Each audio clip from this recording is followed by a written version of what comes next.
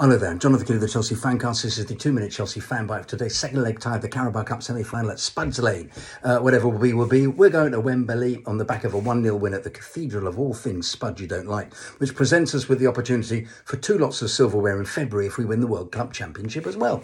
The only goal was nutted in by Rudi from a corner, who was my man of the match here, there and everywhere. This was a game of 2 halves and refereeing idiocy, as you expect when you have the smug, meandering Marriner as ref. 2 halves in that our second half was not of the same excellence as the first, where we achieved an intensity stuffing the Spuds chicken that reminded me of our brilliance in the CL last season. Spuds could not deal with the pressing as we got the ball back and flicked the ball about with fizz. On 36 minutes there was extended ole, ole, ole as we prevented Spuds from gaining possession and made them dizzy in the process. Kova starred, Mace buzzed, Odoi teased. He was excellent tonight. And of course, as usual, we were so superior we should have scored more than the one. Romelu made more effort than he did against Chesterfield and was more of a menace. The problem is he's a £97 million player and you don't want him to menace, you want him to score, and he didn't.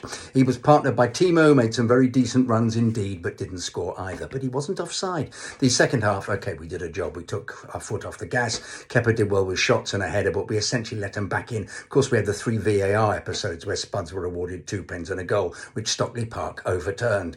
I mean, all right, the first one was just at the end of the first half, but dear old VAR was our mate tonight, our pal, the chum you reluctantly buy a Baileys for, as dopey shuffling Marriner actually gave them 3 possible goals that would have made the game go to penalties. I mean, all right, the first one, a foul by Rudi, was so obviously outside the area. You wondered why on earth the liner went flagged like a sea lion, and Kane's goal was clearly offside, and Kepa played the ball, not the man. We in the crowd could see that, but not the sodding official with the whistle or the plank with the flag. So without VAR, they'd have had 3, but I mean, for fuck's sake. Best chance of the evening, a series of Antonios followed closely by you should have stayed at a big club, and you've had your day out, now fuck off home. Sung on the 36th minute.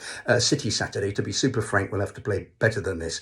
I'll be back on with Chidge guests for the Chelsea Fancast on Friday at 7 to discuss this game and preview the Seta game. So make sure you listen on Mixler or download it from Acast and all good podcast providers. I thank you.